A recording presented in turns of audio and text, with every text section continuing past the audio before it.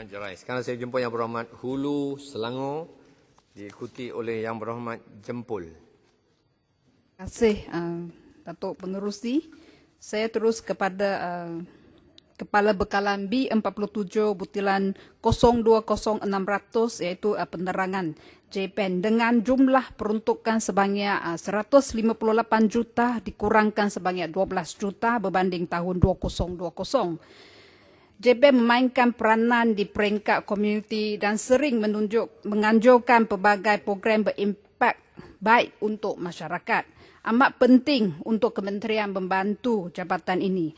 Hulu Selangor bercadangkan menteri untuk menyebab balik semula dan memperkasahkan jabatan penerangan yang sedia ada. Datuk Pengerusi, seterusnya butiran 02 1000 hal ehwal khas iaitu jasa dan butiran 050 100 perluasan jabatan hal ehwal khas iaitu jasa dengan keseluruhannya jumlah peruntukan yang bernilai tadi yang diperbincangkan 40.5 juta. Hulu Selangor tetap dengan pendirian bahawa perbelanjaan ini tidak diperlukan pada masa sekarang dan negara masih mengelut dalam memerangi pandemik COVID-19. Jasa ataupun JCOM ini adalah pembaziran wang rakyat oleh pihak kerajaan. Tidak perlu ditubuhkan jabatan khas hanya untuk menjalankan satu fungsi. Jelas dia memang perbelanjaan yang sia-sia untuk masyarakat. Datuk Pengerusi, butiran 060000 one off dengan izin dengan peruntukan 118 juta. Mohon Menteri terangkan untuk apa perbelanjaan sebesar ini. Mengapa dilihat seperti ada pertindihan butiran yang membawa maksud yang sama.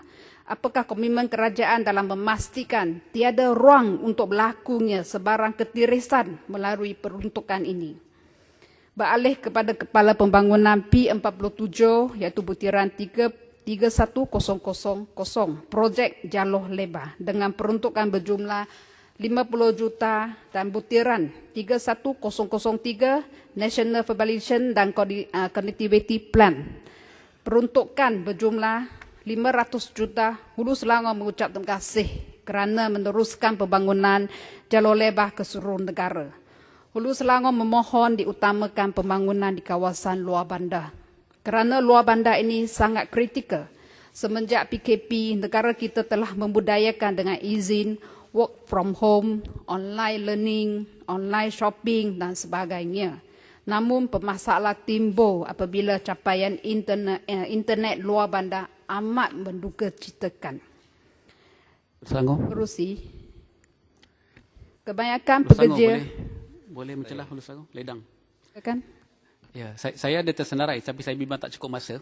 Saya ingin mencelah berkenaan dengan yang telah disebut oleh Hulu Selangor butiran 3100 projek jalur lebar. Itu sebanyak 50 juta disebutkan di sini. Sebenarnya dari segi jumlah ini yang saya ingat dalam ucapan bajet belanjawan yang dibuat oleh Menteri Keuangan, beliau menyebutkan bahawa SKMM Suruhanjaya Multimedia akan memperuntukkan 7.4 bilion untuk tahun 2021 dan 2022 untuk meluaskan perkhidmatan jalur lebar. Jadi jumlah ini ialah 7.4 bilion untuk 2 tahun. Tapi dalam butiran ini menyebutkan 50 juta. Saya faham bahawa ini adalah belanjawan di bawah SKMM dan bukan terkandung di dalam belanjawan kita. Cumanya kerana jumlah ini satu jumlah yang sangat besar, 7.4 bilion dan dianya menggunakan satu tabung USP fund yang saya tahu datangnya daripada sumbangan yang dibuat oleh telco yang ada. Tetapi saya bimbang, kita tidak ada satu kaedah pendekatan untuk kita semak dan imbang berkenaan dengan penggunaan dan pelaksanaan perkara ini. Mungkin ada dalam laporan SKMM, laporan tahunan yang boleh kita teliti di sini, tetapi saya minta supaya pihak kementerian mengambil kira supaya ini boleh dibawa dan diteliti juga dalam Dewan Yang Mulia ini. Terima kasih. Masukkan dalam teks ucapan saya. Datuk Pengerusi, kebanyakan pekerja di Lembah Kelang terutamanya di Kuala Lumpur, mereka ini tinggal di pinggiran bandar. Malah ada yang sanggup ulang alik setiap hari kerana memilih untuk tinggal di luar bandar. Jadi, apabila diberikan arahan untuk bekerja di rumah, ia amat menyulitkan para pekerja kerana capaian internet yang lemah. Aduan juga diterima daripada pengilang dan industri mengenai masalah yang sama. Maka Hulu Selangor fikir ini amat penting sekiranya pihak kementerian dapat mengutamakan pembangunan jalur lebar di luar bandar terlebih dahulu. Datuk Pengerusi, sepekata lagi, kerana tidak ada butiran khusus, mohon kementerian menyemak juga dengan telco sedia ada. Perkhidmatan telekomunikasi makin hari makin teruk, khususnya di Hulu Selangor. Gangguan rangkaian telco ini juga perkara yang mendukacitakan jika dikatakan di kawasan Hulu Benam. Nak dapatkan satu bar lain pun agak-agak susah. Ia juga mohon Menteri lihat dan bantu dalam isu ini.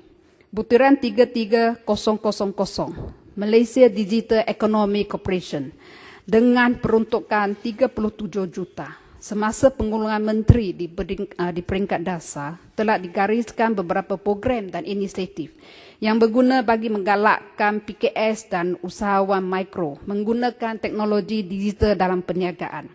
Hulu Selangor menyokong usaha ini. Namun mohon pihak kementerian lihat juga bagaimana untuk memperkasah dan melibatkan usahawan di luar bandar.